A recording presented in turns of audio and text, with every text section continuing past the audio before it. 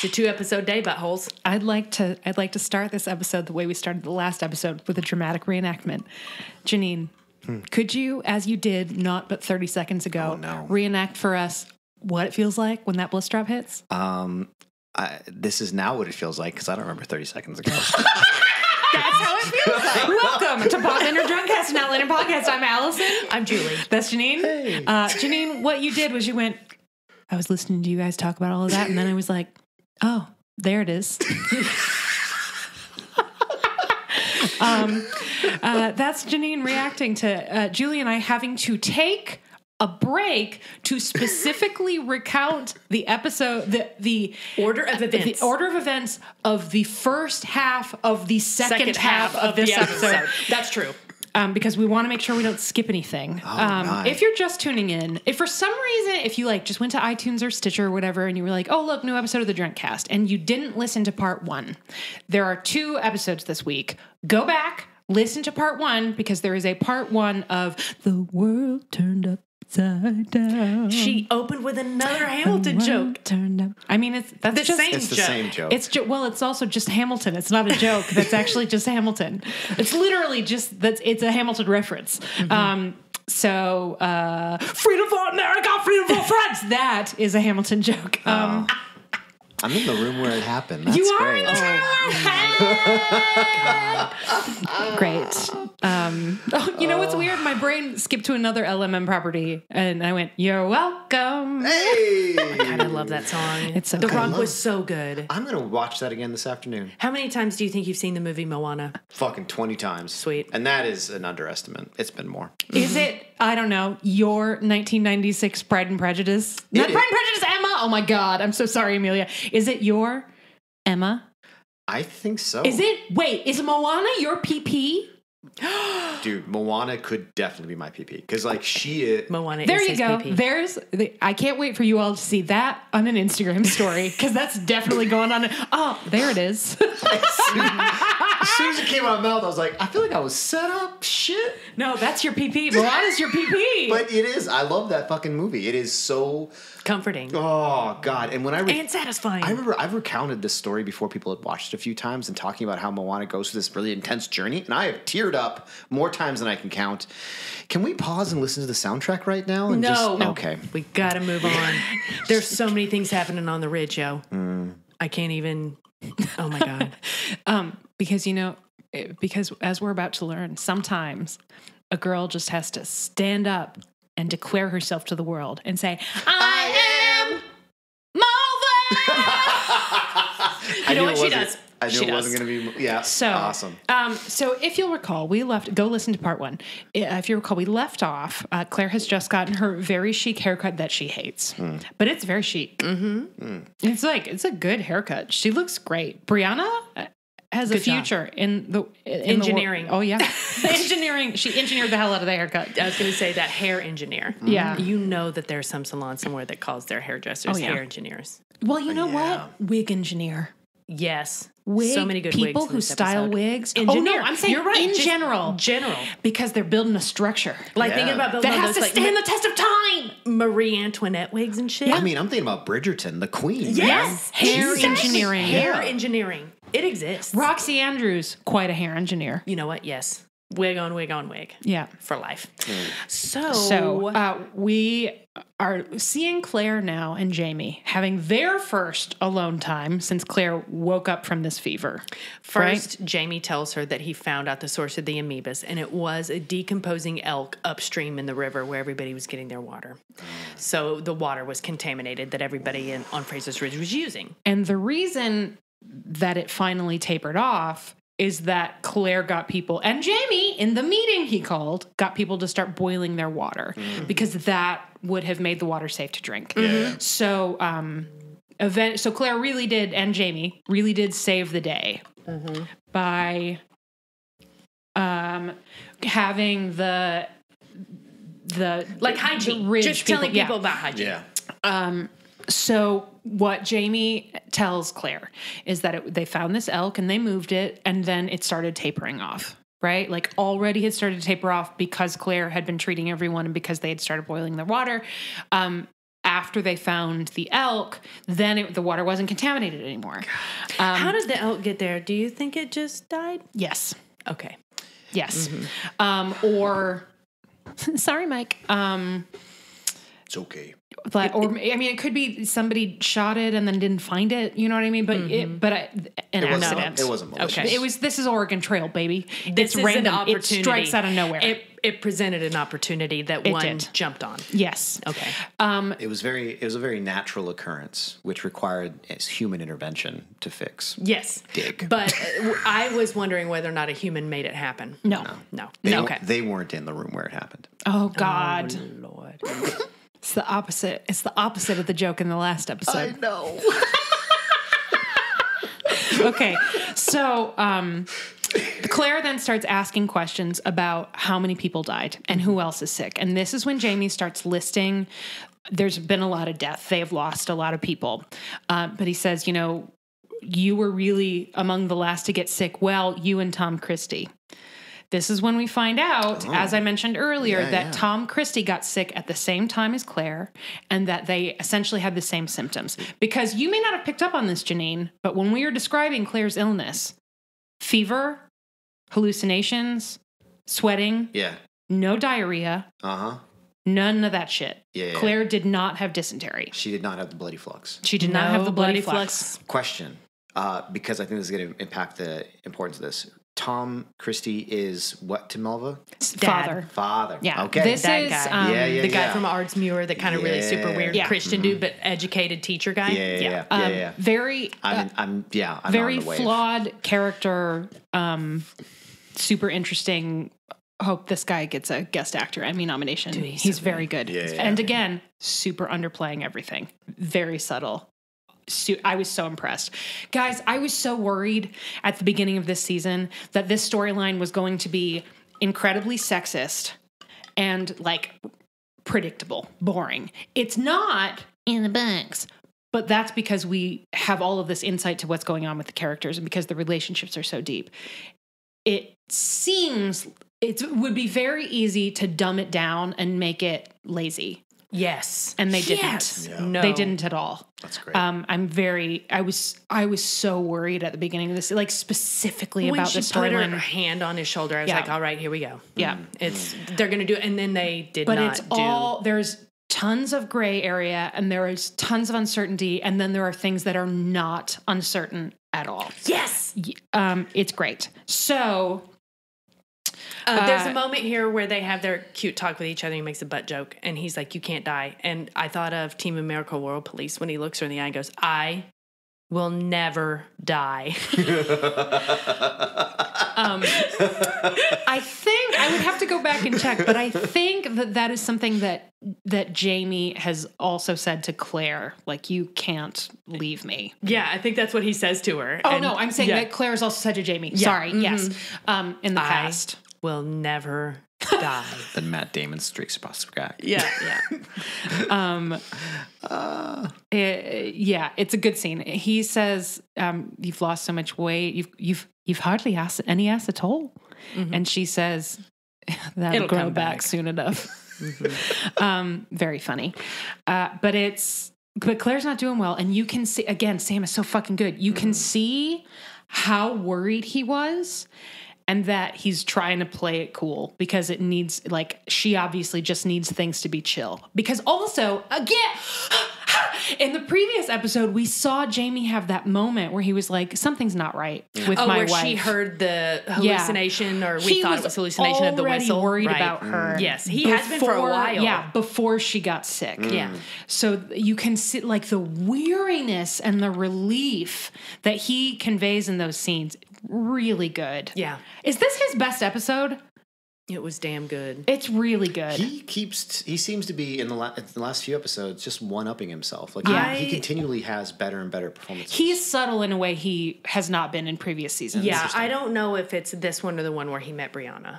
Oh, because that was so good. Also very good. Yes, but he's incredible, and you're right. He is obviously very concerned, but also relieved that she's awake and conscious and hasn't really suffered all that much.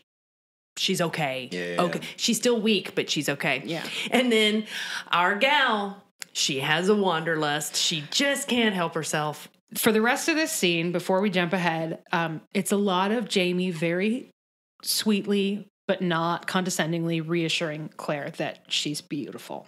Mm-hmm. But Claire is obviously insecure about how she looks. This is when we were referencing it earlier. This is where they really hammer that home. Okay. I think in reminding ourselves of the events, we are now in danger of thinking we already talked about the events, because in addition to being very excited about this episode, we're also both pretty stoned. Yeah, hell yeah. So there it is. I don't want to skip that. There it is. It's very good. It's a very good little scene. Well, the butt joke is the topper, the one that you mentioned. Yeah. That's where he like really is like, well, can't wait to see your ass again. That'll grow back. Yeah. And then she's with the cat and she's like, shh, don't tell anybody. Adso, keep the bed warm for me and don't tell anyone where I've gone. And Adso's like, meow. Adso. And then she leaves. Chunky. He's so cute. Chunky Adso. He's so cute. And he was just chilling on the bed with her. It's a nice little kitty moment. Oh. Yeah. And then she puts on what might be my favorite Claire costume since the bat suit. Yeah. And that is truly, like, I would say top 5 except for Paris. What? Because there were like 15. What would you call it? It is kind of military. It's also kind of like accepting that she is now sort of like trying to mask sexlessness or something. Like, it's, let me just describe it first. Okay. She's still wearing her apron, and it's not tied around her waist. Which I think was almost certainly done to hide her pregnancy. Mm-hmm. But the result is it looks like she's wearing the same coat she always wears, that like navy coat all the way down to the ankle. With like vaguely military feel. Yeah. But because her linen apron is just hanging off her, it looks a little bit like, God, maybe like a nun's habit? Like a nun or a monk or something. It's this like, you never see Claire in something that's so sort of, it's not shapeless, but it's unadorned, right? It's not belted. There are no like big details. It's just this, it's her blue all the way down and then white all the way down. And then everything else is kind of concealed. And then she puts on this hat. Oh my God, that hat is so good. It's like a pirate hat? No, bigger. Or like a preacher hat, like fucking the hat that Collins wears in P&P, you know, with the big wide brim. It's big, and it's masculine. Ooh. And her hair's got all cut off, right? Yeah. So she's got this kind of traveling monk vibe. And then she's so fit. And they also, it's very oddly beautiful. Like Madonna-like, sort of. Well done. The shapes and proportions are all perfect. And it's chic. Unintentionally on Claire's part, but like looks really, it's a very striking costume, but she just looks so unwell, and none of it fits her quite right because she's lost all this weight. Yeah. And the hat makes her cheekbones stand out. Like it just really, the makeup again is really good. And we see her strolling very slowly through Fisherfolk Town, and people are shooting her some weird looks because who's this monk? Who's this monk? And also, it was big news. She was so sick, and everyone, also maybe she's a witch. And then her hair is gone, and I'm sure that word about that spread, right? Yeah. And she walks through Fisherfolktum and strolls up to the Christie household. And she walks in, and Tom is there. He's on his feet. He's wrapped in a blanket, but he seems all right. And they have this sort of uneasy standoff that's like somehow both friendly and combative. Yes. It starts out really friendly, like, oh, I'm glad you're okay. I'm glad you're okay, too. Like, very clearly respect and just kind of like a connection that's weird and maybe not even totally justified, but you can tell that they are both acknowledging that they have this weird bond. Well, there's like, it seems like they're like the moment is like the humanity is being reminded where like we almost died. Well, Claire goes to tell him. When she goes to see him, I think she probably suspects that he had dysentery. Yeah. But then when she walks in, she's like... she knows. She already suspects that he didn't. Because when Jamie is describing Tom's illness... Oh, that's right. He says her. Fevers and splitting headaches. And Katrina... Oh, she's so good. Katrina, you see this little tiny flicker. And again, I knew that I understood these things as they were happening because I know what's coming. Yeah. If you didn't know what was coming, you would not have picked up on it. It's that subtle. But you're going to rewatch this episode episode at some point, and it's going to blow your fucking mind. I was pointing at Julie. Janine is not going to rewatch this episode because he hasn't watched it at all. Is this going to be one of the episodes I should watch, though? Maybe. Okay. But it's going to make you want to watch the whole season because it's really... Anyway, it's very good. Yeah. So she already suspects that Tom did not have dysentery. She knows that she did not have dysentery. Yeah. Because I don't know if you know this. They may have mentioned the best doctor in the world. She's the best doctor in the world. Best doctor in the world. Not a joke. For real. Really, she's time travel, bitch. So she is there, as we find out, because she needs to figure out what the fuck is going on. Because she asked him to describe his symptoms. He also is like pretty put out that she's there because obviously she is, he says, enfeebled state. You've come in this enfeebled state, daft woman. And like pulls a chair out for her and they sit down to have a curmudgeonly talk. And Claire, he also is like, concerned about her hair and like this. And she says, well, I thought you'd be pleased now that my ungodly, womanly locks are no longer present, right? Because he doesn't approve of all that curliness. And she doesn't wear a bonnet. What a weird guy. Yeah.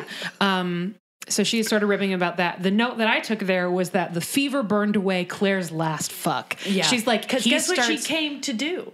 She's not gonna. She's like, no, okay, I don't fucking care what you think about my hair. I'm just gonna sit. I'm really tired. I'm gonna sit down. Here's a bottle. Tell me about your symptoms. And he says, the worst headaches I've ever had, terrible fever, whatever. Yeah. She says, that's what I had too. I think we had the same illness. He says, not okay, the flux. Sure, why not? She says, what's weird is that disease is usually spread person to person or through a food or water. But I haven't seen you lately. So how did we get the same illness? He's like, I don't know because I don't understand anything about science because you're from the future, right? It's like, why is it weird that two people got the same illness if they haven't seen each other? People get sick all the time. Yeah, right. Yeah. She's like, no, it's not. Trust me. I'm a doctor. We shouldn't have gotten the same illness. So I was hoping that I could get a sample from you so that I could compare and see if we had the same thing. And he's like, what would a sample be? And she puts this bottle down and goes, some of your fecal matter. She asks him for some of his shit. And guess who you don't ask that from? The guy who's going to lead the fucking pitchfork march. Yeah. Jesus fuck. Incensed. Scandalized. Disgusted. So mad. But then you know what? He walks her feeble ass home. And this is straight from the book. Straight from the book. Because he's like, what? You are obviously raving. And then he puts his arm out because he has to. So he is also fucking enfeebled, but he has to make sure she gets home safe. So he walks her all the way home, and Jamie's all like, what the fuck? What were you thinking, Claire? Jesus Christ. Daft one. And I'm guessing that he didn't give the fecal. No. No. I mean, that is a humiliating experience, I can tell you. And you can just see Katrina, again, burned away the final fuck. You can see Claire's just like, I figured. I mean, I had to try. Yeah. I wrote, she asked him for a stool sample. Bad move. Yeah. Yeah. That's not happening. Clear. He's not into it. Oh, God. But then ellipses. But then he walks her home. She's lost so much weight that both wedding rings are loose. Oh. She's distressed. Oh. And then she and Jamie have another very nice scene. This is when he's sleeping on the floor. She wakes up after he puts her back in bed, and she hears like a something, right? And she looks, and his head just kind of pops up because he's sleeping on the floor at her bedside because he didn't want to disturb her by getting into bed. So she's like, no, you can come on up here. And then they start reminiscing about the good old days. Yep. When he slept on the floor in front of her door when they were collecting the rents. That's a season 1 reference, kids. Remember, she opened the door and stepped on him? Yeah. Yeah. Mm-hmm. And it's lovely. My ribs. It's lovely. And then... I don't even know how they get on it, but they start talking about her virtues. This is a book scene. It's straight from the book. So sweet. And he says, well, you're arrogant and short-tempered and whatever. And you're brave. He did start with you're brave, yes. but then the arrogant and the short-tempered come in. And then at some point she's like, okay, well, she's like, peace, like enough. Okay. He says, well, maybe I can't think of any virtues. Remind me of some of my virtues. And she says, patience and... I know kindness comes in, but that's him back to her later. Yeah. Patience, and I can't remember what the other one is, but he's like... A cunning linguist. Are we making Claire canonically bisexual? I'd be good with that. Why not? Yeah. Anyway, she's like, you're not very patient, right? Very bantery. And she says, well, okay, well then what are my virtues? And he leans, what's my greatest virtue? Oh my God, it's the best. And he leans in and says, you think I'm funny? It's very charming. And you know what? That's the fucking honest truth. That is real. But then he says, no, do you really want to know what it is? Direct quote from the book. One of Diana's great scenes. Above all creatures on this earth, you are faithful. And she says, you are too.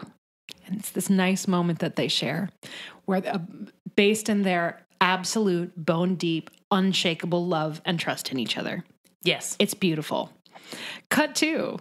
Oh my God. Jesus. So what's going to happen? Jamie, it's mentioned earlier in the episode that Jamie has gotten a letter from the Sons of Liberty, and suspicious McFuckface from last time. Yep. Wants to bring him in. Has asked him to speak specifically on why we should refuse British goods, right? On stopping trade with Britain. Mm-hmm.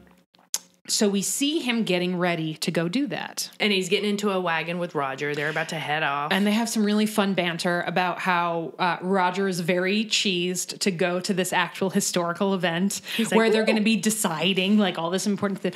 And we learn at some point, I don't remember if it's in the scene or earlier, that they're also going to be choosing delegates for the Constitutional Convention. For the Constitutional Convention! That's a Hamilton reference. So that's what Roger's was very excited, and Jamie is, you could tell, excited. It's like finally they're not excited about the war coming, obviously, but they are excited about it's history. Yeah. This is real. And then Jamie says, are you sure you don't want to come with me? Presumably because he's worried about her, but also because it's history. She goes, no, I'll come with you to the one in Philadelphia. She's like, I don't need to go to this one. It's not I'll come to the one in Philadelphia. Yeah. Which is a really fun, it's very rare that we get to see anybody having even a little bit of fun with time travel. Yeah. But having Claire be like, nah, there's a better one coming. I'll wait. Mm-hmm. I'll wait. And then just when everybody's excited and filled with hope about history and leaving and... Also, some time has passed. Her hair is longer. Not yet. It's still relatively short here. It's not until after this that she has the bob. I promise. I wrote a note about the wig. Like, it's still pretty short. But there was a time jump because of... There was a time jump, but not long enough to really give her like It's bob. not the bob. Mm-hmm. There are multiple wigs. We see stages of growth. Her growing it out. Right. So it's important that time passed because who's coming up the drive? But ye old Christie family. Oh, man. Just coming to drop a turd in a punch bowl. There's another shit joke for you. And Alan Christie with his, what kind of face? Oh, this is, thank you, Emilio, I believe was the person's name who told us that Alan Christie should be called Get Fucked Face. Here comes Get Fucked Face. Yeah. Driving a wagon. With his dad and his sister in it. And it's, you can tell that there's something wrong with the picture. Alan is really keyed up. Tom looks like he's been like hit by a bus. Like he's shocked. And Mulva is like deliberately not making eye contact with anyone. Oh no. So they pull up and Jamie walks up to be friendly and Jamie-like. And how can I help you? And also, I mean, at this point, they're all incredibly fond of Mulva because she's clutch. Nursed Claire. Yeah. So he says, we need to speak with you privately. And everyone's like, meh? What's that? I'm like, okay. And whatever you say to me, you can say in front of my wife. And Tom Christie's like, sure, if that's the way you want it. So they walk in. And he says, my daughter is with child. And you can see Claire and Jamie both go, okay. we're going to treat this like it's no big deal because we are enlightened and we know that you are a crazy fundamentalist. You're scary. So we're going to try to not make this work. So you can see them both be like, okay. Yeah. That's an information. That's a piece of fact. Okay. What can we do? And that's when Tom says that Mulva has said that she will not say who knocked her up without Jamie being in the room. And you think, that says a lot for her faith in Jamie, that he has enough authority. If you're me and you're reading the book for the first time, that he has enough authority that she feels safe with her abusive brother and her abusive father. Not fuckface, get fucked face. Because Alan gives extremely creepy vibes. Yeah. Tom is abusive. But ultimately, some part of him way deep down well-intentioned, right? Like, we have seen that there is a nugget of a good person somewhere buried way deep down under all of the bullshit. That's another shit reference. Which does not excuse the abuse, obviously. And there's more to come in that department. And that she felt like she could say this thing if Jamie was there. That's my take. I was like, that's great. That's kind of how it felt for a moment. Yeah. Oh, no. And then he says he's, and that is obviously his reaction. Yep. He's a little bit touched that she felt confused, like perplexed, but a little bit touched that she felt that she would be safe in his presence. Yes. And Sam, again, they don't explain that. Sam just sells it. Yep. He says, well, then who got you into trouble? And she says, how can you say that to me when you know very well, you know as well as I do who did it? And Jamie's like, what? Huh? She's like, well, it was you. He's like, what now? God damn it. Deuce. And Jesus. Mulva. And Tom, again, looks flabbergasted. Yep. And frankly, looks like he doesn't believe it. Yeah. Alan looks kind of delighted. Not delighted. Maybe like he gets his. He's really excited to be indignant.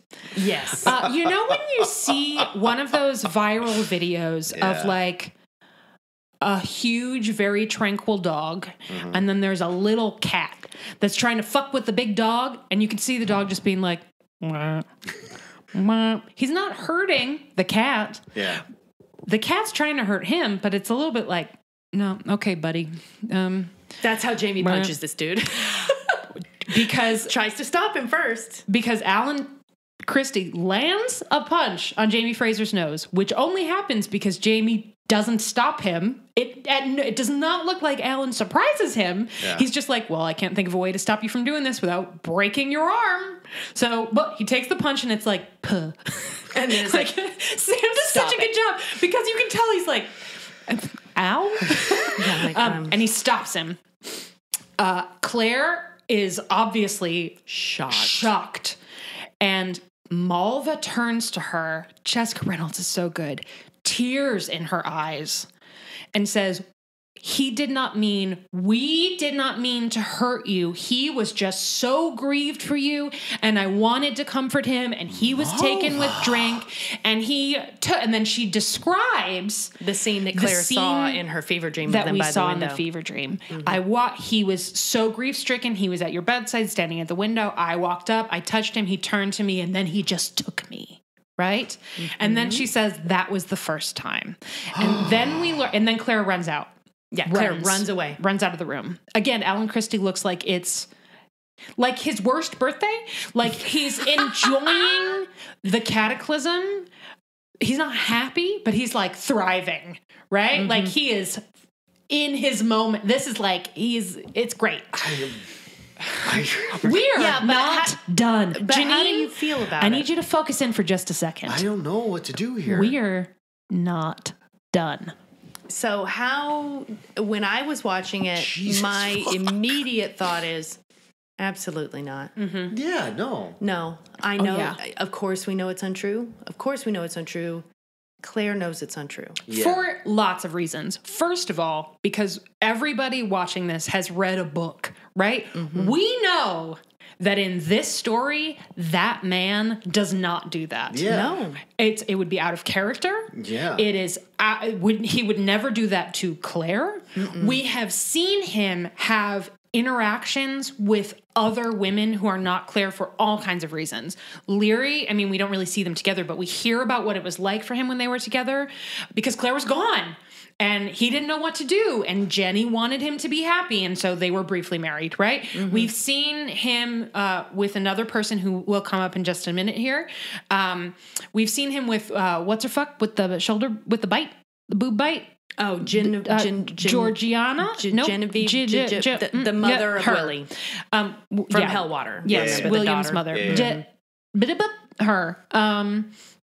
So we know what we have because we see a lot of this character's life. Yeah, we have intimate details of actually who he's fucked. And with the genre, we know because of the genre that it wouldn't happen. But the big thing is that in both the novels and the show, the experience the viewer has is despite having seen that scene where she touches him through Claire's eyes, we already know that this is not true. Yeah. That there is no way it's true. No way. Yeah. And Claire runs out and you're like, could she believe anybody would, but oh no. Why would she believe that? It's a completely understandable reaction, but we can't believe that she would believe it, right? We're just like, she knows that's not true. Yeah. So Jamie obviously wants to go after her, but he's got this other crisis happening. And Tom Christie looks like, I mean, again, they never spell this out, but you can tell that he also knows that Jamie would not do this to Claire, right? He knows. Like they were in Ardsmere together, right? Like he is aware of what this woman means to Jamie. And he is aware of what their relationship is. Yeah. He knows and he is aware of Jamie Fraser's character. Despite the back thing and their power struggle, he knows that this is a deeply honorable person. Yeah. He watched him, and we watched in that that's why they did this flashback. We watched Tom Christie watch and fail to comprehend why it is that Jamie took a whipping for this person who was not well, right? And he asks Claire, why would he do that? And Claire says, well, that's just who he is, right? So we have seen Tom learn what kind of man Jamie Fraser is. He doesn't like him. He doesn't. I mean, they're obviously, in his mind, rivals. It's not quite a kitten swatting at a dog, but like he also on some basic level understands that they're not on the same level. Exactly. So you can see all of that on his face without him just having to say it. But what's he gonna do? Yeah. His daughter, and she has all of this information because Alan, on the other hand, immediately believes it. Yeah. Because Mulva has all the dirt on Jamie's Mulva body. says, I've seen all the scars on your back. And I've seen the scars on your body. And Jamie says, all kinds of people have seen my back without me sleeping with them, including you, Tom. And some part of Tom Christie's like, but we would never sleep together. Right? And she then does some Mulva shit about like a knife wound on his thigh. She specifically, and we've seen these wounds. She talks about the wound he has on his chest. And she talks about the big scar in his leg, which is what almost killed him at Culloden. It's the fucking Notebook. It's when she saw them fucking in the stable. It was her. Yep. Oh, remember, she was watching them and like really looking at it. So she was getting some details that she knew she would need. Well, that's up for debate. Oh boy, it sure feels like it. We're gonna get there. We're gonna get there. Goodness gracious. Goodness. We're gonna have like a mini in the books that's you won't be spoiled for, but people who doesn't matter. So then Alan tries to punch him again. It's very weird how that manages to be not funny at all and extremely funny at the exact same time because the situation is not funny. It's not. Yeah. But there's something about Alan Christie trying to punch Jamie Fraser that's inherently really funny. I wrote, get fucked, fucks around and finds out. Yes. Because Jamie does lay him out. Yeah. You know? Eventually it's just like, fine, boom. Like right in the stomach. And he's like, oh yeah. Like, yeah, don't do it. And then Tom says, okay, well, You got to raise it. So, no, not necessarily. So money, right? We'll work up you're not going to want to abandon your wife, I'm assuming. And Jamie's like, fuck no. It's like, okay, we'll draw up a contract. You'll support the kid. And then I guess it's up to you if you want to take him in and have your wife raise your bastard, right? Because there is still this petty piece of Tom Christie, right? Yeah. He's not so bamboozled that he's not going to get a little jibe in, even if he doesn't believe it. Although she does have all those details. Yeah, so she really does a job on Tom and Alan. It's Alan. It's very persuasive. So, and also, doesn't she have? Is this the scene? And where also, she would win a fucking Oscar. Mulva. Does she have one of those turns in this scene, or is it the next scene we see her in where she has that turn on Claire? It's it's later. Okay, the big one at least. Yeah. Mm-hmm. Yes, it's when Claire goes to visit her later. Yes, that's right. She is a great actress. Mm-hmm. Like, in another lifetime, Mulva Christie would have had great success, specifically on Grey's Anatomy, where she could have played the extravagant drama and the medical shit. Yes. Yeah, she'd be the world's best television doctor. That is very because true. She's so interested in the medicine. But Mulva Christie is a great actor. Mulva Christie might be a better actor than Jamie Fraser, and Jamie Fraser is a great actor. As in the character being an actor? Not Sam. I mean, Sam is also a great actor, but the character is real. I mean, if you think back to when itty bitty baby John Gray thought that Jamie was assaulting Claire because she had an English accent. Oh, yeah. And he scared the piss out of him to get information out of, because he took advantage of John trying to rescue this girl, who he thought was a prisoner when really it was, and Claire was so pissed. See, again, thinking about all these stories, Jamie is very good at playing a story he needs, right? Mm-hmm. To get what he wants. Yeah. So is Mulva. Mulva is better. Wow. It's incredibly convincing. It's so convincing that if it were anybody else, you would believe it. But then there's this incredible scene. It might be my favorite scene in the entire episode. I think it might be mine too, but I just got to get this in. Fuck around and find out face. Oh, yeah. Get fucked, fuck around and find out face. Yeah. Threatens, he's getting ready to leave and he has this knife on his belt. Oh, yeah. He shows Jamie his knife, big boy. And Jamie, what does he fucking say? Get the fuck out of my house. Or he does kind of do that, though. Yeah, he's like, get out. You should get out before I have to make you find out again. He's like, I think that you think you want to start something. You don't. No, please go. You don't. Please go. It's very, I wish I could get the exact quote. I should have written down the quote. It's very good. It's like a perfect Jamie Fraser being like, no. Nope. Bye. Nope. I just don't even have the time. It's like, no, and shut the door. Yeah. Like you and I both know this is a waste of your time. Yeah. And then Jamie runs out and Claire is kind of pacing around in the stables. And then we have this beautiful scene with the two of them in the stables.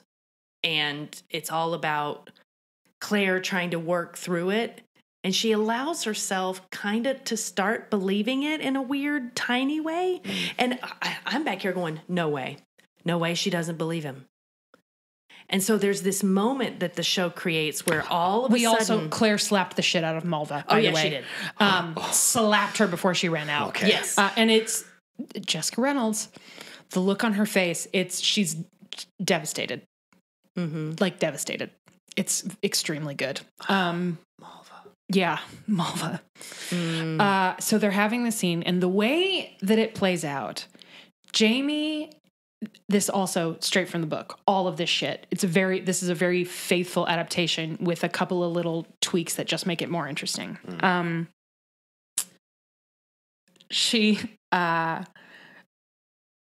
Jamie is not trying to convince her that he didn't do it.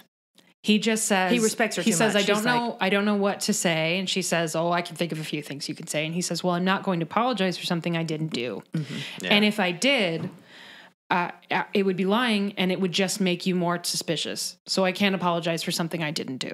And he just sort of keeps saying that over and over again. It's not showboaty. No. He's patient. There's zero desperation. Because again, we just got that of all creatures in the world, you are faithful, right? Mm-hmm. And she said the same thing back. So you can watch this. I mean, it's an incredibly good scene as an illustration of why this relationship is such good television. Because he just lets her get there. Mm-hmm. Yes. He like every once in a while will guide her and be like remind her gently, no, I'm not going to do, like she just said, I'm not going to apologize for anything I didn't do until she comes to it herself. And then when she does come to it, she's just like, duh. Yeah, she's like running through every way it could be possible. Yes, a little bit. Yeah. Because of her insecurity. Well, because it was convincing. Because she loves Mulva. Yeah. And because Mulva apparently idolized her. Right? And you can see her go through. It's like first she arrives at her brain going, no, logically, I know this doesn't actually make sense. Like I know on an intellectual level based on my experiences with this man and my knowledge of our relationship and my knowledge of his character and my knowledge of this young woman and what she is like, I know that this did not happen. Yeah. But the wound is like way deeper than that. Yeah. So she already starts saying things about how she knows even when she doesn't know yet. And then you watch her heart catch up to her mind, sort of. Is that a good way of putting it? Mm-hmm. But she does come back around, and we know she will, because it's true. And she has this speech, and it's the speech from the teaser, where she's saying, I'm not supposed to be here. Brianne, Roger aren't supposed to be here. Jamie isn't supposed to be here. And we're all here. And I can't believe that it's true, because if it is, it's for nothing. But of course it's not true. And you watch her get there. And then it's like they move on from that to grieving for all of the bullshit that they're about to endure. Mm-hmm. And the fact that Jamie gave Claire that space is what makes the next scene possible. Because Claire goes to Mulva. Oh, wait, hold on. He does tell her about Mary McNabb. Oh, yes. How dare I? Yes. Because she is really pressing him when she's coming to the realization. She's trying to work through every angle, like you said. And she's like, have you ever? And he's like, no, yes. What she says is, I can't believe not that you would sleep with another woman, but that you wouldn't tell me. That you would sleep with someone and lie about it. And he gets this little look on his face. And he says, well, you're right. But Claire, there is something I have to tell you. And it's, again, Katrina, it's like she got punched in the stomach. She doesn't know what's coming, but it's bad, right? Mm-hmm. It's just incredibly good. And then he tells her about Mary McNabb, who is the woman way back when, who came to the cave. Yeah, the cave. Remember, right before he got taken by the red coat, she came in the night before, and they had their tender, she gave me tenderness, and I hope I gave it back to her. Yeah. And Claire's like, yeah, you did. I'm sure you did. I'm sure you did. I got tingles. And it's a lot to take in, but thank you for telling me. And you can just see that, like, respect. Yes. Honor, because of course love. He wasn't keeping it from her. He probably hasn't thought about it in years.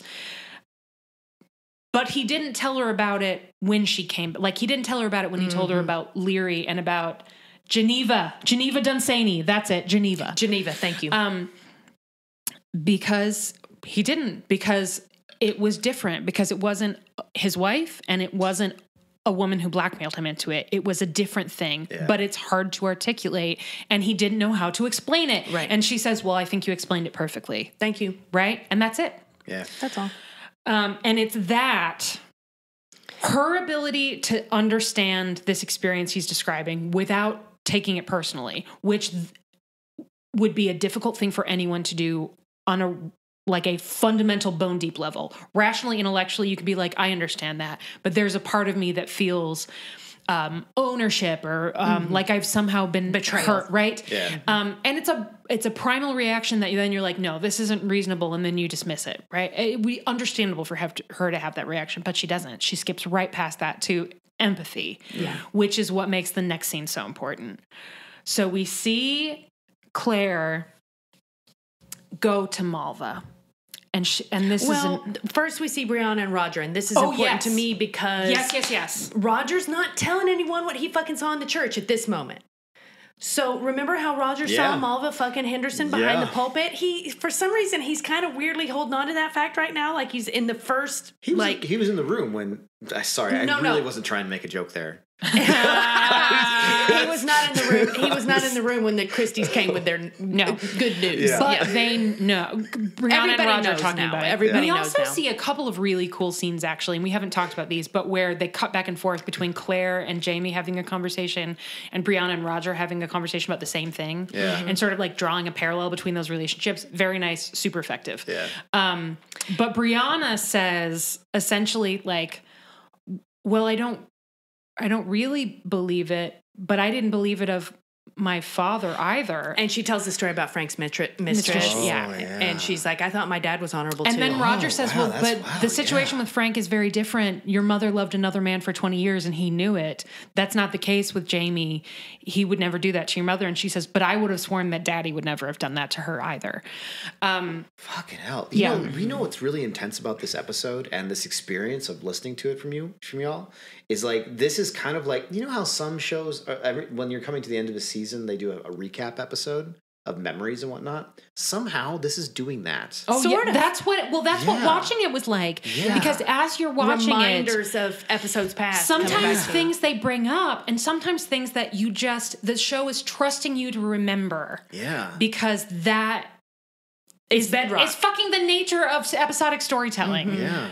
Oh, and also their love for each other and respect for each other is bedrock to this entire story, right? Mm-hmm. Speaking of rocks, she touched one. And then dicks. But to be specific, one dick. One dick. And then this is when Claire goes to confront Mulva. Yeah, so Claire goes to Mulva. Yeah. At her house, and you see her walking through Fisherfolk Land again and again. Everyone is giving them looks. In the monk, kind of like the big drape with garb her big and the hat. Like, okay. And she walks up, and you expect a confrontation. Yeah. And oh my God. And instead, it's like Claire opens through radical empathy, opens the door for Mulva to tell her the truth. And you watch, and Katrina, she's so steady. You watch her wait the way Jamie waited. You watch her wait for Mulva to take this opportunity. And you watch Mulva play a part, and then play a different part, and then play a different part. And then she turns around, and because she's such a good actor, you don't know what it is she's going to say. But Claire hugs her, and she starts weeping. And you don't know you don't know if that's another manipulation, if it's another part she's playing, or if Claire has somehow gotten through to her. But you can tell that is the point of the scene. Claire is trying to find out why this young woman, who she cares about, who she believed cared about her, would do this, is telling this lie. Yeah. There has to be, she's in trouble. Yeah. There has to be a reason. She's trying to find out the reason. And then Alan Christie comes out, and Mulva turns away, like turns her back. And Alan's like, you have to get out of here. Hasn't your husband done enough? Blah, blah, blah, with his fuck face, right? Mm-hmm. And my sister told me that you make potions to bring people back from the dead. Ether. Isn't that what you told me? And then Mulva turns around, and all of that's gone from her face. And she's just got these like sharp, dark little eyes. And she says, yes, I told you. And Claire... It's of the devil. It's of the devil. My God. And Claire stares at her and says, don't come near my family again or I'll kill you. And walks away. Oh my God. We're not done. What the fuck? We are not done, dude. What the fuck? I know. There's so much. So then we see that things are bad on the ridge. We get a like badness on the ridge montage and some voiceover, which I wish wasn't in there. It's my one note. All the voiceover could have gone along with the 2 months later tag, which we're coming up on. But we kind of flash to the woods where there's a couple of the younger men are horsing around and doing shit and like and I want to point out on the gossip. It's Henderson that's doing it. Obadiah Henderson. It's the guy that was fucking her on the pulpit is talking about, well, Jamie did this and blah blah blah, and we're all like, no, Jebediah. And Ian, much like Ian Claire, has burned away his last fuck. Good. He just is like having it. Nope. And he just starts fighting him, and then everybody's around, and he's like, and you see him being like, I'll take you down, I'll take you down, I'll take you down, and everybody else backs off. Everyone's like, you know what? He's like, you know what? I was there I'm not that invested. when we killed all those dudes. I'm not You're that invested. fucking terrifying. I'm out. So we see Ian get in this fight. Jesus Christ. And then oh my goodness. Claire has a Browntown vision here. Yes. It's her first one where she's in the garden. She's digging a root. Yeah, you can see how weary she is. We've gotten narration about they're like being shunned essentially by everyone around them. There are all these whispers. So when we see this fight, and then Claire is in the garden doing something, gardening shit in her monk outfit. Yeah. And she has a visual hallucination of what's his name, Brown. She looks up and she sees the shittiest of the Browns. Yeah. Dead Brown. Yeah. You killed my ma, Brown. You hurt my ma, sorry. Brown. And he says something, I don't remember what. And she's shocked and terrified. And then we hear Ian's voice say, "Are you all right, Auntie?" It's actually Ian. And it's Ian. So she's seen like a flash of blonde hair and like man shape and assumed that it was Brown. And then Ian tells her he had sex with Mulva. Yeah, John Bell is so good. So he says... Uncle Jamie wouldn't... I'm conflicted on this. Wait. Uncle Jamie wouldn't do that. And she says, no, of course not. He says, well, Auntie, I have to tell you, it could be mine. At which point, again, a little memory. If you'll remember, Jamie convinced Ian to propose to Brianna when she was knocked up and they weren't sure if Roger was coming back. Yeah. So Claire is like, "Are you doing this for Jamie? Because Ian, are you covering for him? We've heard this song before, right? You're too good. You're a good guy." And he says, would it help? And she's like, I don't think so. And he's like, well, but it could be mine. And then that's when we get this scene. I have lain with her. Yeah. Where he describes it was only the once and she was interested in my life and she wasn't shy, all the shit that we were talking about earlier. Yeah. She's like you. She's like she's you. not like the other girls. She's not, it wasn't like and she's not so like the other girls, beautiful. but she's so curious beautiful. and smart. And Yeah. And I realized afterward it wasn't right. And that's when I had to tell her that I loved another because I still loved Emily. So I couldn't be with her. So she's not doing this because I shunned her, is she? And that's when Claire says, "No, Ian, I'm really sorry, dude. But Roger saw her doing it with Henderson in the church. You're not the so only it's one. not just you." So and he now says, everybody knows about Henderson. But it could be me. So should I do right I'll marry her and I'll raise that child? And she's like, no, you can't. Right? He's really trying to do the right thing. Yeah.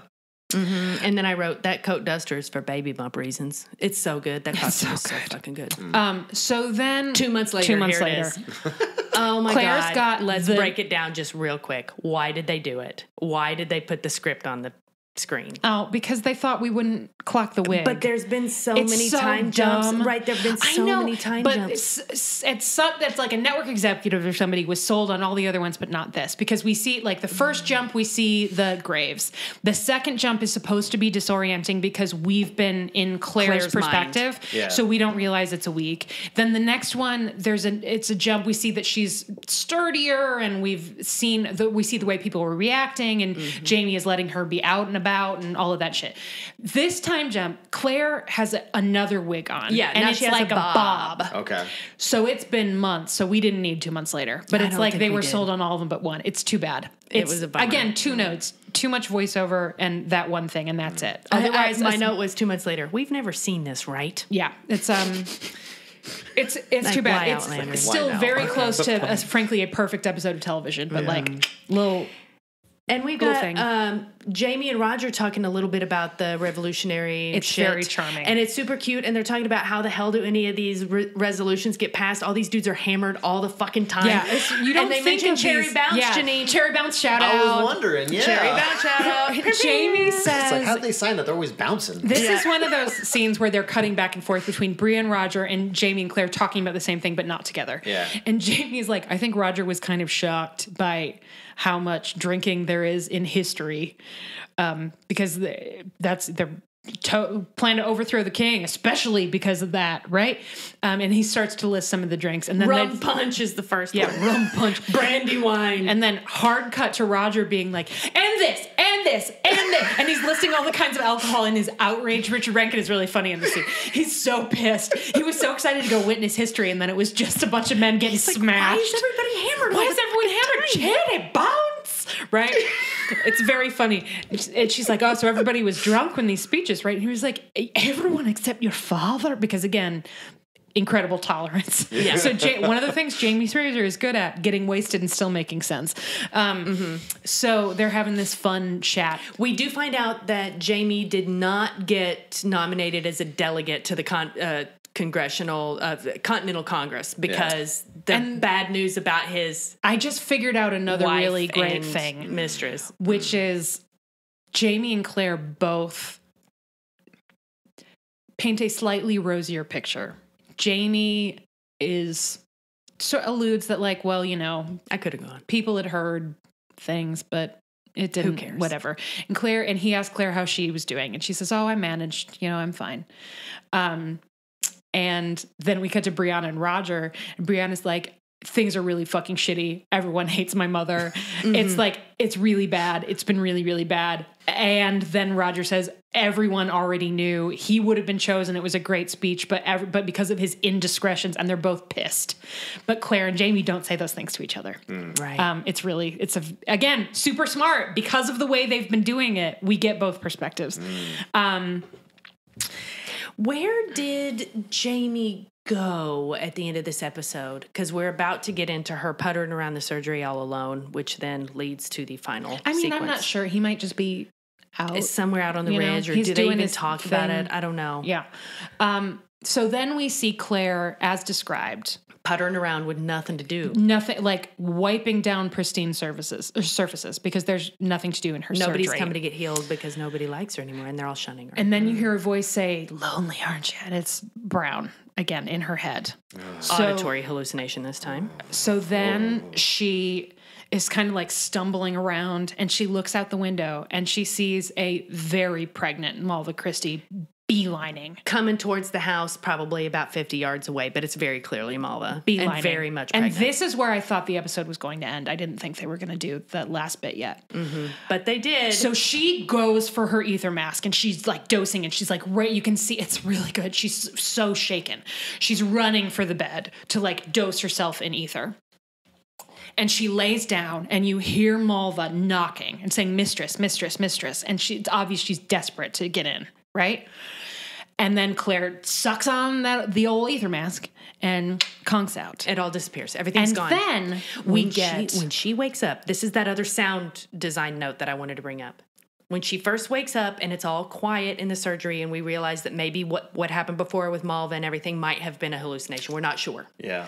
And we hear this crackle of the fire, but it's really kind of forward in the sound design for a quiet moment where Claire is sitting up on the bed, and I'm like, has she already set the house on fire? But no. But then she runs out and we see smoke. No, hold on. We skipped something. So Claire doses herself in ether, and then she opens her eyes, and it's all kind of blurry, like slightly fisheye lens. And then she sees that Mulva is sitting next to her. And she says, "How did you get in here?" Right? And Mulva doesn't really answer. But she goes into this monologue about how she's going to have everything that's Claire's. I'm going to have your husband. I'm going to have your house. He wants me because I am young and you are old and your hair is gray and your flesh is hanging off of your bones.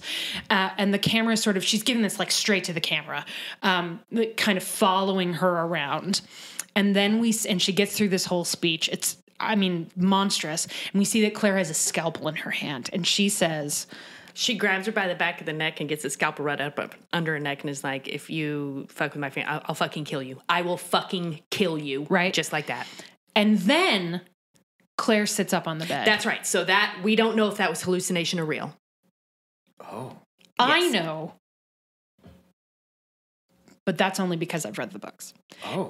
I will say, the lenses, You it's think obvious. we're not done. The lens is obviously, it's distorted, right? So it's one of two things. It does feel like a hallucination. Claire definitely sits up and thinks it's a hallucination because Mulva's not there anymore. Yeah. Right? And there's no more knocking. Yeah. So Claire clearly thinks that she just had essentially like a nightmare when she was coming out of the ether. She's like, "Oh God, that was shitty." She gets up. She walks out into the garden, is trying to shake off this terrible experience that she just had, and life is so shitty. And she's cutting in the weeds. And I'm going to let you take it away. She turns around and you hear the fire.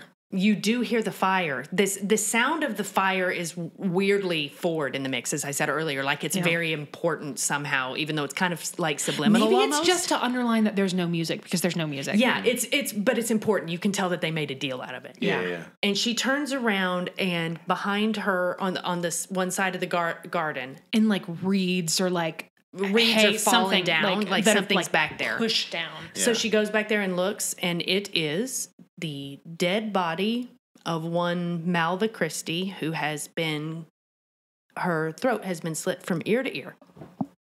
And she's lying, and you can tell she's Oh shit! We're still not done. We're not. She's sort of blue. Like you can tell it's not recent. This isn't a thing Claire can do anything about. Light blue, like Claire can't save her. And then Claire has this moment of panic when she looks down and sees the pregnant belly. So she feels she's horrified. She feels for Mulva's pulse and obviously doesn't find anything. And you can watch her go like, I have to save her. And then but then she knows it's too late. It's not just that there's no pulse. It's like, it's been too long. This is a unmistakably dead body. Yeah. This isn't you show up. Oh my God. It's not you show up and you think the family is dead and then you try to get them to drink water. It's not that. She's obviously dead. Mm-hmm. Like could not be more obviously dead. And it's gruesome. Dried. You can tell it's kind of dried. Like it hasn't been hours, but it wasn't 5 minutes ago. It's been like maybe a few days. How long? No. You don't think so? No. With the blue, maybe one day? There are too many people on the ridge. They would have noticed. You think so? Yes. That she had disappeared?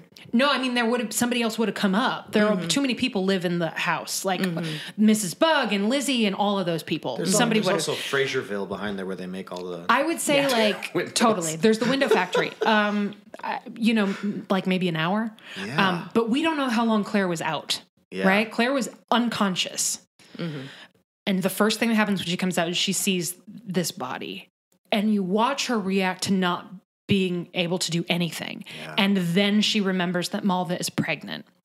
So she exposes her stomach and her hands are shaking. And go ahead. She cuts into Mulva's stomach. She gives her a C-section, essentially, right there. Yeah. And pulls out the stillborn baby. And is trying to give it CPR to bring it back to life. And the episode ends with her kneeling in the garden with that dead baby in her hand. Blood all over her hands. With that pregnant woman's belly cut open and a big knife wound across her neck. Oh, no. Oh, no. Oh, shit. Oh, no. Oh, no. Oh, no. Oh, no. Oh, yes. Oh, no. Yes, that happened. Oh, no. I know. This is such a bad look. Yes. It really is. That's the understatement of the century. It might be the worst look. Jesus. That's a real fashion faux pas. Sashay away. Like, come on. Pants on the runway. It is it's a great effect, unsurprisingly. Katrina is incredible. Oh, no. It is incredibly gruesome. And as it's happening, you know why she's doing it. And you also know that it is a terrible idea. Yeah. Like Claire, that woman has no choice but to do this thing because that is who she is. But as it's happening, you're like, oh no, don't cut her womb open and pull the baby out. Don't do that. No, don't. Oh, no. Lord. And we don't need to see anybody find her that way to know that someone is going to find her that way. Because Claire is incapable. She can't deal. It's one thing too many. She's shocked and horrified and grieving and frightened. Scared that maybe she did it? Yes. Yeah. Yes. Because she had this hallucination, right? It is... my God. Oh my God. You see why we needed 2 episodes. Oh my God. We might need another episode for me to come down from this. Oh my God. Yeah. Oh yeah. Holy shit. 2 more episodes left in the season, baby. Oh my God. I cannot. It was... How are they gonna... How does she get out of this? How? I mean, I can't say anything. Get out of this is the wrong phrase, but how does this resolve? Yeah. Here's what I'm going to say. The world turned upside down is an interesting choice for this episode because as a title, because it's all about perspective. It's all about what you see and what you know and what you don't see and what you don't know. And the biggest example is obviously Claire and Jamie and that scene in the stable. Mm-hmm. But with Mulva, there are all kinds of things that we have seen and know, and all kinds of things that we have not seen and do not know. And the one completely unambiguous thing at the end of this episode is that we will never know exactly because Mulva is dead. Wow. So we will never get to know specifically why she wanted to talk to Claire. All kinds of other things, but as like a really specific one that no one else could possibly know. We can't know why she was knocking on that door when Claire took that mask full of ether. We will never know. Which obviously, because the ether thing is not in the book, that's not a thing that's in the book. Right. It is a brilliant narrative choice. Wow. It's brilliant.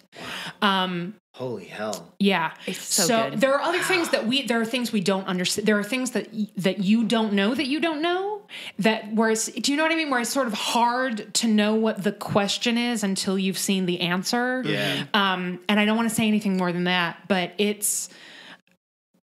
there's ambiguity that the characters are experiencing, and then there's ambiguity in the story. It is never ambiguous to the viewer whether or not Jamie had sex with Mulva. Yeah, never right? a question. Obviously never a question. There's a lot of other things that aren't. For example, we will never know whether or not that baby was Ian's. I'm sure. Here's another note. Claire should have said, okay, well, when did you have sex with Mulva? Because I can eyeball a pregnancy like you wouldn't believe. Yeah. So I can tell you definitively whether or not it is possible that that's your baby. Come on, Ian, get it together. Yeah. Auntie, do you know how long Mulva's been with child? That's what he should have done. Anyway. My point is there are lots of things that we don't know. I suspect there's going to be some more info about old get fucked face. Yeah. There's so much shit I can't say, guys. I know. Because having any reaction is having a reaction. Okay, then I'm not going to push it anymore. And you know what? We're over an hour on this one. Yeah. We might as well wrap this one up. I was going to try to do a little in the books, but I think it's actually because of the nature of the thing, pointing out ambiguities is to make them less ambiguous. So, maybe after the next episode, because Outlander is off next week, but we are not, which I'll get back to in a second. But Outlander is off next week. The week after that, we'll do an in the books for patrons, to sort of talk about some of these things that won't be spoilers for Julie at that point. Mm-hmm. I don't even know how to do a scale. You know what? Because you know what? Costumes, 10 out of 10. For the first time in the entire time we've been doing this show, I don't want to give this episode scales because I feel like this episode, as we mentioned earlier, was so lean and spare and like perfect. I don't want to put anything on it. Because you know what? To rate it low on the sex scale would be to... It doesn't matter. It doesn't matter. It's not, their sexual relationship is obviously a very important part of this episode, despite the fact that they never have sex. Yeah. We never see anyone have sex. But there's that conversation about Mary McNabb as an example. It's very tender. It's about connection and trust and relationship and all of these things. And sex is a piece of that, but it's not the most important piece in this case. Not that we wouldn't mind tush. Yeah, but I would have liked to see a little tush. But in this episode, maybe not. You know what? It didn't need it. I have 2 notes. I guess I have 3 notes. Didn't need the 2 months later. Didn't need the voiceover. And Claire should have told Ian, well, when did you fuck Mulva? Those are my notes. That is all, though. Those are all my notes. It's just really good. So it's too good for scales. Yeah, that's what I'm saying. It doesn't need them. And the way in which it's good, specifically, is too good for scales. I think it created a scale. I don't know what that scale is, but it is on that scale. Well, the scale that's the most important is, would you get up to get a drink? Absolutely not. 0. Yeah. I would maybe pause it to sit in silence and not do anything for a minute or 2. A reflection period? Like, I need a minute. Well, as soon as it ended, when I was watching it, I texted Allison and I was like, what? I was waiting for that text to come in. Oh my God. But I think it was too well crafted. Yeah. It doesn't really need, comparison to anything. It was good. Yeah. And we can use the end roll from the previous episode, so I don't think you have to worry about that. I won't. I'm checking the director's name. Yes. Important. Yeah. Just tack it. Just tack patrons, you're going to get the same recording twice this week. You don't understand. We started doing this at 1 p.m. It's almost 4. Yeah, we got to be done. We got to be done soon. But I want to get the director's name. Director is Justin Molotnikov, who is, let's see, where is his filmography? 2 episodes. What's his other episode of Outlander? It's hard to tell on my phone. We'll have to tell. He's doing another episode of Outlander, What's or his has name already again? done. Say it again. Justin Molotnikov. Oh, and 2 episodes of Doctor Who. That's interesting. Awesome. Okay, cool. In 2015, so that would have been Capaldi era. Yes. Yeah, or is that That's Smith? End I of- think. is- That's towards the end. Of No, Smith. 2015, because Jodie was 2016, wasn't she? Was she? Yeah, I I think so. can't- Doesn't I matter. can't He keep that also is shit. to Doctor Who, incredibly well directed. who did the costumes? That's going to be hard for me to figure out. Right. Well, whoever on did, my phone. kudos, buddy. We'll do a whole episode about the costumes of this season after it's over. But we'll be talking about the monk costume. It's forever. That's up there with red dress, monkey vest, Batsuit. It's one of the greats. Yeah. Yeah. It's incredible. Wedding dress. It's that level. It represents so many deep things. Yeah, it's an incredible piece of costuming. So Justin Molotnikov and Tony Graffia, Excellent. incredible work. The entire cast, incredible work. But we have to pick a Platinum Pamplemousse. Who is your MVP for this episode? Dude. Oh my God. It's tough. Claire and, Katrina and Sam were both so fucking good in this episode. But I really think I have to give it to Jessica Reynolds. Me too. I think she's earned it. She is just so terrifyingly good. Like, Yeah. it's the turns, the moment where just something drops away, and it's not like she moves or anything. It's just something behind her eyes. It's like, remember those viewfinders? Yeah, where they it's just like turn? It flips off. It's exactly It's like uncanny. that. It's uncanny. And She's you very don't, good. And you don't know which one is the mask. Right. You never know, because that's how fucking good she is at doing this. Yeah. awesome. So it could be that everything that we saw between her and Claire before this was a lie, or it could be that it was all true and we have no fucking idea and now she's dead. Jessica Reynolds. The best scene is, I think, the stable scene. Yes. But Which she's is the just MVP. Claire and This episode, frankly, if that young woman was not so good, I mean, like I said, was really worried about the storyline. You need somebody at that level or it doesn't work at all. Mm-hmm. Because it would be so easy to hate her. And it would be so easy to take the kind of lazy route, which they obviously didn't do. And she is so good, she couldn't. And she's terrifying, but you can't hate her because you don't understand. Yeah. Right? Like there's something is not right and you're furious, but it's not like that bitch. It's never that. And when Claire slaps her, it's not that. It's betrayal. It's like, oh, it's incredible. Yeah. Okay. Yep. She's my MVP too. My Platinum Pamplemousse. Jessica Reynolds, you fucking killed it. Like, just, Bye. I hope somewhere out there, I hope your friends are getting you good and drunk at a big fucking party celebrating how good you are in this show. I Yes. hope that you are getting all of your flowers and having the best fucking day. Good job. But good job, everybody. Yes. Definitely my favorite episode so far this season. And the season's been pretty good. This season has good been season. better than last season. Yes, Cool. it's a good season, but this episode was next level. Really incredible. So the other thing that we have to say is a couple of little events coming your way. First of all, we are going to be doing a live wrap-up show.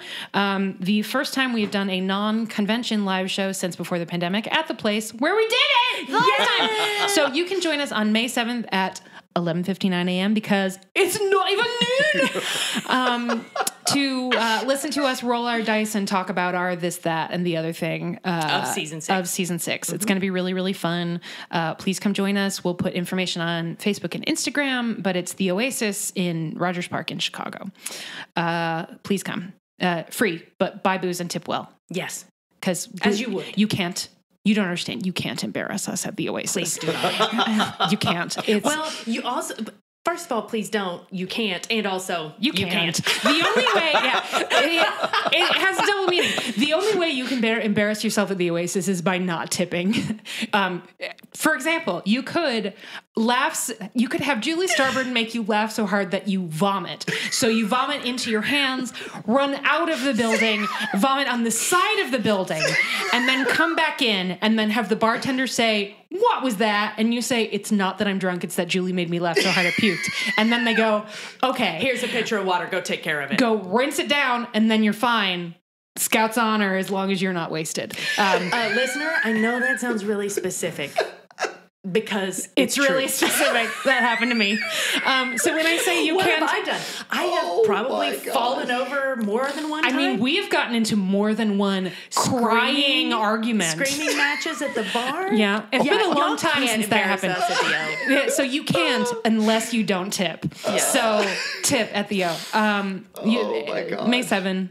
11:59 a.m. because it's not even noon, and we won't start till like 12:15. But are you kidding? I wasn't going to pass that joke up. We got to. So come join us in our favorite Chicago Grandma Michelle for a live show. She's really excited to see y'all. Yes. Second, next Sunday, which is Easter.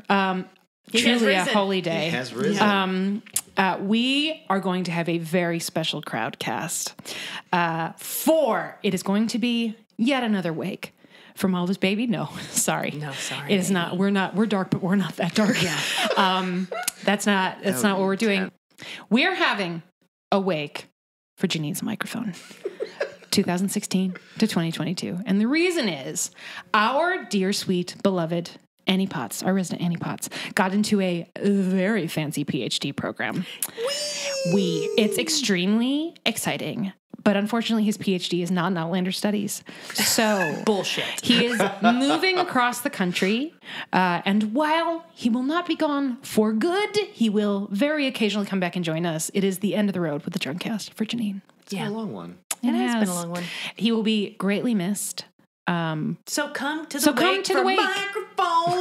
Microphone. We are also, there's one more episode with Janine, and it is the Janine send-off episode. So you've got a whole other hour of us and Janine shooting the shit. We'll probably, you know what? We'll definitely talk about tampons again. Yeah. How could we not? We're going to play the hits, is what I'm saying. We're going to do a lovely farewell episode for Janine, and then after that at 1 p.m. Central Time, 1 p.m. on May 17. April 17. April 17. 1 p.m. Central, April 17th. We are going to have the wake on Crowdcast. So that will be open to patrons. If you are not a patron and you want to join us, donate $1 for 1 month and come. That's fine. It's you do you. But please come celebrate Janine with us. It's going to be really, really fun. Mm-hmm. Yeah. Can't wait.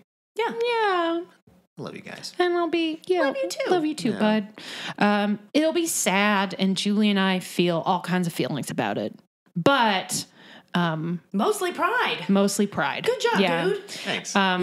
You all who've been listening for a long time. By the way, hello, new listeners. Hi. It's been a big month. There's a lot of y'all. Not sure where you found us, but welcome in. What's up? Welcome. Coin face means Lord John Grey. Pamplemousse is Marta.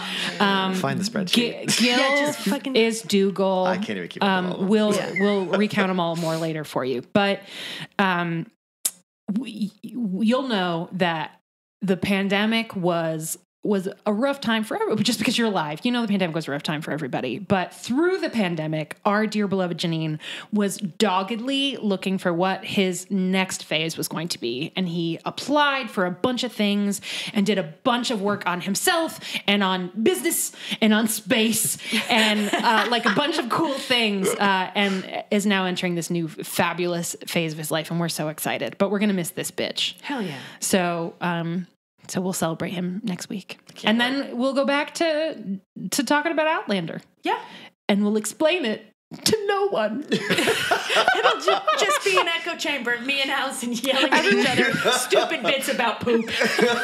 And then we'll go, and then Claire cut open Mulva's stomach, and we'll wait for someone to say, oh shit, and you'll hear cricket. I was going to say, we need that sound effect machine so that I can hit the crickets whenever you would have responded. That would be very funny. That would be cute. So yeah, join us for the wake for Janine's microphone. And this is where Julie is going to play all of the stuff about where you can find us on social media. Yep. And thanking our patrons, whatnot. Yep. Thank you. Bye. Bye. You can find us on Facebook at facebook.com/PodlanderCast. You can find us on Twitter at PodlanderCast. You can find us on Instagram at PodlanderCast and Podlander Presents and Sick Burn Jane, which is our other podcast where we talk about Jane Austen shit and burns that are sick. You can also find us on Patreon, where you can support the show, get access to our crowdcasts, including a really fun crowdcast we have coming up that I'm not going to tell you about just yet, and the Slack and bonus episodes, which are our favorite. There's some Janine's Corner, a backlog of Janine's Corner for you to check out, but also What Now? Which is where Julie and I talk about a random thing for a while. For absolutely no reason. For no reason at all. It's really fun. Anyway. What now? Patreon.com/Podlander Drunkcast. We want to thank all of our patrons for making it possible for us to do the show, but especially the following wonderful people. I'm scrolling on my phone, so I'm not going to do the thing. Kelly Armstrong, Sydney Taylor, BG, Just Bree, Catspaw106, Maddie Perkins, Snazanac, Lisa Brienne, Julia Gulia, Kathleen Martini, Lauren Tennant, Kelsey Kemp, Emily Day, Betsy English, Caitlin Raddick, Jen Collins, Ashley Teagues, Tina Barnett, Nicole Rodriguez, Kristen Freckled Fury, Laura Colton, Amelia Bazelis, and Tinkerbell, Stella Welch, Tori Halligan, Claire Feeney, Rochelle Lefevre, Sherry Hurdle, Emily Carlson, Amy Gustafson, Rachel Townsend, Kelly Mazzella, Chantel Salters, Mary the Falling Statue, Tara Lucchino, Viv Pickles, a.k.a. Laura, Mary of the Grapefruit, Jen Bukowski, Ann Gibson, Ruth McCormick, Karen Marlowe, Trish McCurry, Julie DeToy, Jen Lynn, Kelly Bodden, and Kiki. The